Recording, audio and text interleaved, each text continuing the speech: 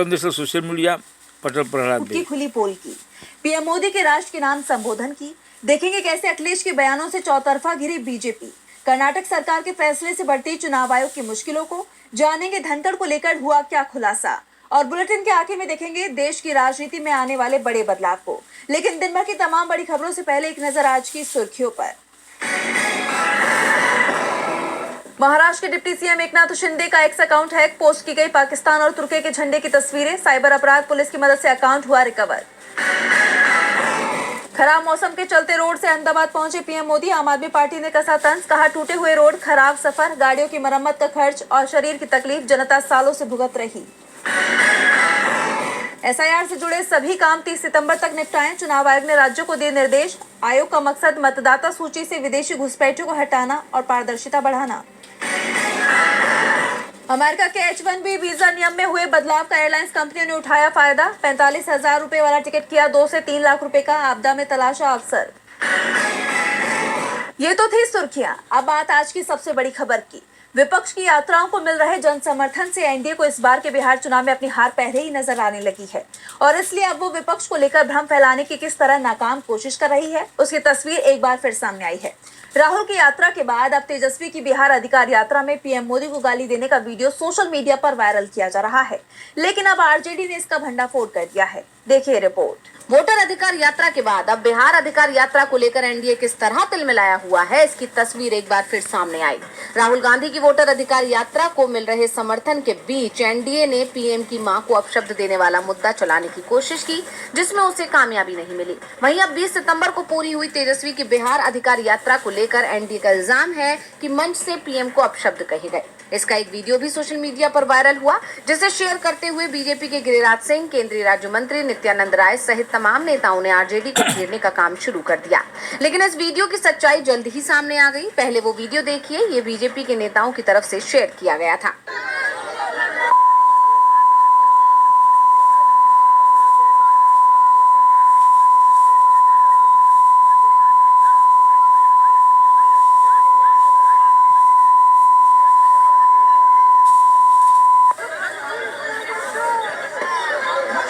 लेकिन बीजेपी की साजिश का भांडाफोड़ भी तुरंत हो गया। आरजेडी कार्यकर्ताओं और समर्थकों ने सभा का ओरिजिनल वीडियो शेयर कर बता दिया कि वो वीडियो एडिटेड था, जिसमें ऑडियो अलग से जोड़ा गया था। इसको लेकर एक यूजर ने लिखा, तेजस्वी यादव की सभा का ओरिजिनल वीडियो ये रहा, जूम किया हुआ है, बैकग्राउंड का नॉइज भी अच्छे से सुन लो। तुम्हारा जो वीडियो है उसमें क्लियर पता चल रहा है कि मोदी को अपशब्द बोलता हुआ साउंड कहीं से उठाकर और वॉल्यूम बढ़ाकर जोड़ा गया है।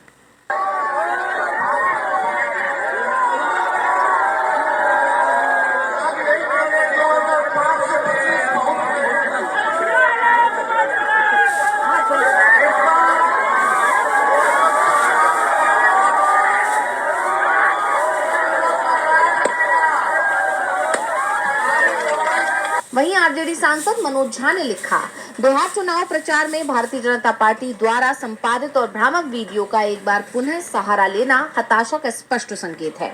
चुनाव जवाबदेही के क्षण होते हैं, जहां पार्टियां अपने रिकॉर्ड, दृष्टिकोण और विचारों को जनता के सामने रखती हैं। इसके बजाय हम जो देख रहे हैं वो एक ध्यान भटकाने वाली रणनीति है, जो भड़काने, गुमराह करने और ध्यान भटकाने के लिए बनाई गई है। जब सत्ता में बैठी कोई पार्टी अपने विशाल संसाधनों के साथ संवाद के बजाय तोड़ मरोड़ में निवेश करना चुनती है, तो यह आत्मविश्वास नहीं बल्कि असुरक्षा को उजागर करता है।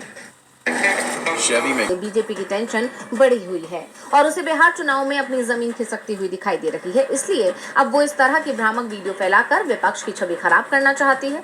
लेकिन अब उसकी इस कोशिश के नाकाम होने के बाद बीजेपी की टेंशन और बढ़ गई है। बीजेपी आरजेडी को घेरने की कोशिश कर रही थी, लेकिन उसका दाव उसी पर उल्टा पड़ गया। अब बीजेपी बैकफुट पर दिखाई दे रही है, तो जीएसटी में हुए बड़े बदलाव के मामले में भी बीजेपी बैकफुट पर आ गई है। मोदी सरकार ने जीएसटी में बदलाव किए हैं, जो 22 अक्टूबर से लागू होंगे। इसे लेकर पीएम मोदी ने देश को संबोधित करते हुए जीएसटी में हुए बदलाव के फायदे बताए। तो क्या कुछ कहा पीएम मोदी ने, जानने के लिए देखिए ये रिपोर्ट। विपक्ष के दबाव में मोदी सरकार ने जीएसटी दरों में बदलाव किए, लेकिन अब पीएम मोदी इसके लिए अपनी पीठ थपथपा रहे हैं। 21 सितंबर की शाम 5 बजे पीएम मोदी देश को संबोधित करने आए और जीएसटी को लेकर मोदी सरकार के फैसले को जनता के लिए तोहफा बताया। इसके साथ ही अपने पूरे संबोधन में किसी और मुद्दे पर बात ना कर उन्होंने एक बार फिर कांग्रेस के दावे पर मोहर लगा दी। दरअसल पीएम के संबोधन से पहले कांग्रेस ने सवाल उठाया था कि क्या पीएम मोदी ट्रंप के भारत पाक युद्ध विराम के दावों और H1B वीजा की बढ़ी हुई फीस पर बात करेंगे या फिर नए जीएसटी रेट पर वही पुरानी बात दोहराएंगे। और जैसा कांग्रेस ने कहा था वैसा ही हुआ। पीएम ने कहा कि 22 सितंबर को सूर्योदय के साथ ही जीएसटी बचत उत्सव शुरू हो जाएगा। इसका फायदा सभी वर्गों को होगा। अपने 20 मिनट के संबोधन में उन्होंने एक बार फिर अपने इस फैसले के लिए क्रेडिट लेने की कोशिश की, जबकि हर कोई जानता है कि इसकी मांग विपक्ष लंबे समय से कर रहा था। फैसला सामने आते ही सोशल मीडिया पर राहुल गांधी के 2 पुराने ट्वीट्स वायरल हो गए थे, जिसमें से 8 साल पुराना तो दूसरा 9 साल पुराना ट्वीट था। लेकिन अपने संबोधन में इस फैसले का पूरा क्रेडिट लेते हुए पीएम ने कहा कि अब गरीबों की भी बारी है, इन्हें डबल बोनांजा मिल रहा है। जीएसटी कम होने से उनके लिए घर बनाना, टीवी, फ्रिज, बाइक और स्कूटर में कम खर्च करना होगा, घूमना फिरना भी सस्ता होगा। उन्होंने कहा कि अब सिर्फ 5% और 18% ही रहेगा। रोजमर्रा और खाने पीने की चीजें सस्ती हो जाएंगी, या तो टैक्स फ्री होंगी या 5% टैक्स देना होगा। जिन सामानों पर 12% टैक्स लगता था, उनमें से 99% चीजें अब 5% टैक्स के दायरे में आ गई हैं। हालांकि इसके साथ ही उन्होंने जीएसटी लागू करने को एकदम सही फैसला भी बता दिया। उन्होंने कहा कि 1 नेशन 1 टैक्स का सपना साकार हुआ। रिफॉर्म लगातार चलने वाली प्रक्रिया होती है, समय और जरूरत के साथ इसमें बदलाव होते हैं। इसलिए देश की वर्तमान जरूरतों और भविष्य को देखते हुए जीएसटी के नए रिफॉर्म लागू हो रहे हैं। यानी जैसा कि सोचा जा रहा था बिल्कुल वैसा ही हुआ और पीएम ने किसी और मुद्दे पर बात नहीं की। एक बात तो साफ है कि जीएसटी में जो बदलाव हुए हैं वो विपक्ष के दबाव में हुए हैं। राहुल गांधी ने तो सरकार को खुली चुनौती दे रखी थी कि जीएसटी के 2 स्लैब ही बचेंगे, और वो ही मोदी सरकार ने अब कर दिया है। जीएसटी में बड़ा बदलाव हुआ है तो सपा चीफ अखिलेश यादव ने भी यूपी में 400 दिन बाद बड़े बदलाव का ऐलान कर दिया है। उन्होंने बीजेपी सरकार में झूठे मुकदमे, ईवीएम में धांधली और टैरिफ पर पीएम की चुप्पी सहित तमाम मुद्दे उठाए। तो क्या कुछ कहा अखिलेश यादव ने, देखिए इस रिपोर्ट में। सपा प्रमुख अखिलेश यादव ने इटावा में प्रेस कॉन्फ्रेंस करते हुए बीजेपी सरकार पर जमकर हमला बोला। उन्होंने सरकार पर भेदभाव, अन्याय और झूठे मुकदमे लगाने का आरोप लगाया। अखिलेश ने कहा कि सरकार सच्चाई को दबाने की कोशिश कर रही है और अब उसका समय खत्म हो रहा है, क्योंकि उसके पास अब लगभग 400 दिन ही बाकी हैं। इसके साथ ही अखिलेश यादव ने ईवीएम के मुद्दे पर भी बीजेपी को निशाने पर लिया। उन्होंने साफ शब्दों में कहा कि ईवीएम को हटा देना चाहिए, क्योंकि इससे चुनावों में धांधली होती है और अब तो धांधली करने वालों की पोल भी खुलने लगी है। इसका मतलब ये है कि ईवीएम अब हट जानी चाहिए। ईवीएम अब हट जानी चाहिए। दुनिया के जो देश बात पूरी नहीं करने दे रहा। अगर बीजेपी वाले ये कह रहे हैं कि हैक करते थे, तो किस मुंह जाएंगे ईवीएम से वोट पड़वाने?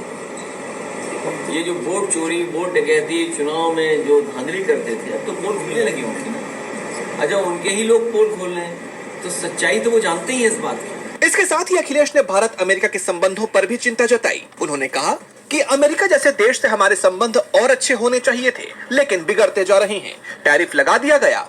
लगता है भारतीय जनता पार्टी के मुंह पर टैरिफ लगा हुआ है।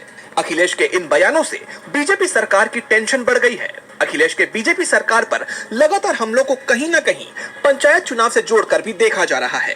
राजनीतिक जानकार इसे 2027 के यूपी विधानसभा चुनाव से पहले का सेमीफाइनल मान रहे हैं। अब अखिलेश के इन हमलों का बीजेपी की तरफ से कोई जवाब आता है या नहीं, ये देखना होगा। अखिलेश के हमले से बीजेपी बुरी तरह से घिर गई है, तो राहुल गांधी ने भी चुनाव आयोग और बीजेपी की मुश्किलें बढ़ा दी हैं।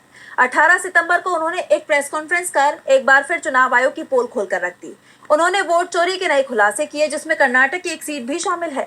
और अब कर्नाटक की कांग्रेस सरकार ने एक बड़ा फैसला लिया है, जिससे चुनाव आयोग की मुश्किलें और ज्यादा बढ़ती दिखाई दे रही हैं। तो क्या है वो फैसला, जानेंगे इस रिपोर्ट में। नेता प्रतिपक्ष राहुल गांधी ने फिर प्रेस कॉन्फ्रेंस कर वोट चोरी का खुलासा किया है। इस बार उन्होंने कर्नाटक आलंद विधानसभा सीट पर वोट काटने की चालाकी का खुलासा किया है, जिसके सबूत भी उन्होंने पेश किए। वहीं अब कर्नाटक सरकार ने 2023 की विधानसभा चुनावों के दौरान कलबुर्गी जिले के आलंद निर्वाचन क्षेत्र में वोटर लिस्ट में बड़े पैमाने पर मतदाताओं के नाम हटाए जाने के आरोपों की जांच के लिए एक एसआईटी यानी विशेष जांच दल का गठन किया। इसका नेतृत्व सीआईडी करेगी। एसआईटी में पुलिस अधीक्षक स्तर के 2 अधिकारी भी शामिल हैं। मामले की गहन जांच के लिए आलंद विधायक बीआर पाटिल ने पुलिस में शिकायत दर्ज कराई, जिसमें कहा गया था कि 256 मतदान केंद्रों पर 6,670 मतदाताओं के नाम मतदाता सूची से अवैध रूप से हटाए गए थे। एक सरकारी आदेश में विधायक ने बताया कि चुनाव अधिकारियों द्वारा बाद में किए गए सत्यापन से पता चला कि 6,018 मतदाताओं के नाम हटाने के लिए आवेदन प्रस्तुत किए गए थे, जिनमें से केवल 24 ही वैध पाए गए। बाकी 5,994 आवेदन कथित तौर पर अलग अलग मोबाइल नंबरों का उपयोग करके संबंधित मतदाताओं की जानकारी के बिना और दुर्भावनापूर्ण इरादे से प्रस्तुत किए गए थे। इससे पहले कांग्रेस नेता राहुल गांधी भी प्रेस कॉन्फ्रेंस में ये दावा कर चुके हैं। कॉन्फ्रेंस में उन्होंने कहा था कि 2023 के चुनावों के दौरान आलंद निर्वाचन क्षेत्र में बड़ी संख्या में मतदाताओं के नाम हटाए गए थे और मुख्य निर्वाचन आयुक्त ज्ञानेश कुमार वोट चोरों को बचा रहे थे। एसआईटी भारतीय नागरिक सुरक्षा संहिता 2023 की धारा 2U के तहत पुलिस थाने को अधिकार दिए गए हैं और उसे कर्नाटक भर में सभी संबंधित मामलों की जाँच करने का काम सौंपा गया है। कर्नाटक सरकार के इस फैसले से चुनाव आयोग की मुश्किलें बढ़नी तय मानी जा रही है। कांग्रेस के फैसले से चुनाव आयोग की टेंशन बढ़ सकती है, तो जगदीप धनखड़ को लेकर चौंकाने वाला खुलासा हुआ है, जो बीजेपी की मुश्किल बढ़ा सकता है। इस्तीफे के 2 महीने बाद धनखड़ को लेकर एक बड़ी जानकारी सामने आई है। इंडियन नेशनल लोकदल यानी INLD प्रमुख अभय सिंह चौटाला ने बड़ा खुलासा किया है। तो क्या खुलासा किया अभय सिंह चौटाला ने और क्या है पूरा मामला, जानने के लिए देखिए रिपोर्ट। पूर्व उपराष्ट्रपति जगदीप धनखड़ को लेकर हैरान कर देने वाली जानकारी सामने आई है। इंडियन नेशनल लोकदल यानी INLD प्रमुख अभय सिंह चौटाला ने धनखड़ को लेकर बड़ा खुलासा किया है। INLD प्रमुख ने धनखड़ के स्वास्थ्य की जानकारी दी और कहा कि जगदीप धनखड़ साहब उपराष्ट्रपति पद से इस्तीफा देने के बाद से काफी परेशान थे। उनको अंदर ही अंदर घुटन महसूस हो रही थी। उपराष्ट्रपति पद से इस्तीफा होने के बाद जब मैंने उनसे बात की तो उन्होंने कहा कि मुझे इस घर में घुटन महसूस होती है, मैं यहाँ रहना नहीं चाहता। इसके बाद मैंने उनको फार्म हाउस में आकर रहने की अपील की थी और जब उनसे सवाल किया गया कि धनखड़ किस तरह अपना समय बिताते हैं, इस पर अभय चौटाला ने कहा कि धनखड़ फिलहाल पूरी तरह स्वस्थ हैं। वो सुबह शाम टेनिस खेलकर अपना समय बिताते हैं। इसके अलावा वो फार्म हाउस में बने स्विमिंग पूल में भी हुनर आजमाते हैं। इसके अलावा अभय सिंह ने धनखड़ के साथ अपने रिश्ते का जिक्र करते हुए कहा कि जगदीप धनखड़ के साथ चौटाला परिवार का 40 साल पुराना सामाजिक रिश्ता है। वो परिवार के सदस्य हैं। धनखड़ साहब जब तक चाहे फार्म हाउस में रह सकते हैं क्योंकि ये उनका अपना घर है। धनखड़ के उपराष्ट्रपति पद से इस्तीफा देने के बाद अभय ने इसे एक साजिश बताया। तब उन्होंने दावा किया था कि पीएम मोदी और गृह मंत्री अमित शाह ने धनखड़ को इस्तीफा देने के लिए मजबूर किया है। एक्स पर एक पोस्ट में अभय ने किसानों से किए गए अपने वादों को पूरा करने में विफल रहने के लिए मोदी सरकार पर हमला किया और कहा कि बीजेपी ऐसे व्यक्ति को स्वीकार नहीं कर सकती जो किसानों और उनके कल्याण की बात करता है।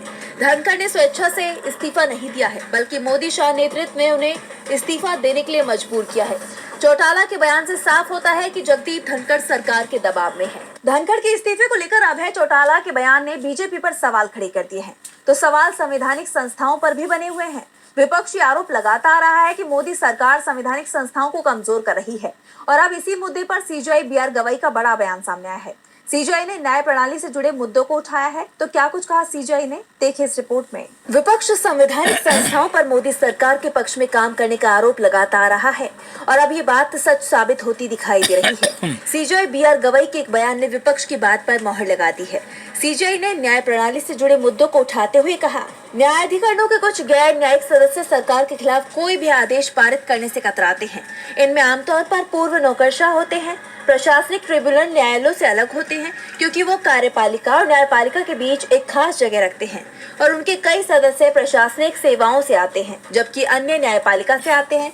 ये विविधता एक ताकत है। इसके साथ ही सीजीआई ने ऐसे सदस्यों से इस बारे में विचार करने की अपील की। सीजीआई ने अपने बयान से ऐसे लोगों पर निशाना साधा है जो सरकार के हक में काम करते हैं। उनके इस बयान से साफ है कि अधिकारी सरकार के दबाव में है।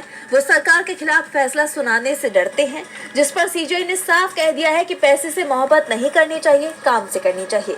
बीते कुछ वक्त में ट्रिब्यूनल की तरफ से कुछ ऐसे फैसले आए हैं जिन पर विपक्ष की तरफ से सवाल उठाए गए हैं। इन सवालों के बीच सीजीआई का जो बयान सामने आया है उससे साफ जाहिर होता है कि सीजीआई ने भी विपक्ष के आरोपों को स्वीकार कर लिया है। और बुलेटिन के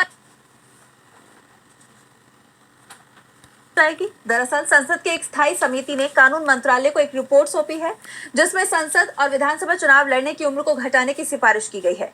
तो किस मकसद से बनाई गई है ये रिपोर्ट और देश की राजनीति पर क्या होगा इसका असर, देखिए इस रिपोर्ट में। देश की राजनीति में युवाओं की भागीदारी को बढ़ावा देने के लिए एक बड़ा बदलाव होने जा रहा है। संसद और विधानसभा चुनाव लड़ने की न्यूनतम आयु 25 साल से घटाकर 21 साल करने पर विचार चल रहा है। इसके लिए संसद की एक स्थायी समिति ने कानून मंत्रालय को अपनी रिपोर्ट सौंप दी है। अगर ये प्रस्ताव लागू हो जाता है तो ये कई युवाओं के लिए राजनीति में जल्दी कदम रखने का रास्ता खोल देगा। समिति ने अपनी रिपोर्ट में युवाओं को मौका देने का समर्थन किया है। दरअसल मौजूदा वक्त में पंचायत और स्थानीय निकाय चुनावों में उम्मीदवार की न्यूनतम उम्र 21 साल है। ऐसे में ये तर्क दिया जा रहा है कि जब शादी करने की कानूनी उम्र 21 साल है और 18 साल की उम्र में वोट देने का अधिकार मिल जाता है, लोग देश के नागरिक के तौर पर अपनी पूरी जिम्मेदारी निभाते हैं, तो फिर उन्हें जनप्रतिनिधि बनने का मौका क्यों ना मिले। हालांकि चुनाव आयोग इस प्रस्ताव से सहमत नहीं दिख रहा है। इसके बावजूद इस बदलाव की संभावना काफी ज्यादा है, क्योंकि इस समिति की अध्यक्षता बीजेपी सांसद बृजलाल कर रहे हैं और केंद्र सरकार के पास इस कानून को पास करने के लिए पर्याप्त बहुमत है। ये कदम उन युवाओं के लिए एक मौके की तरह हो सकता है जो राजनीति में करियर बनाना चाहते हैं। अब देखना यह है कि इस प्रस्ताव के लागू होने के बाद देश की राजनीति में क्या बदलाव आता है। तो आज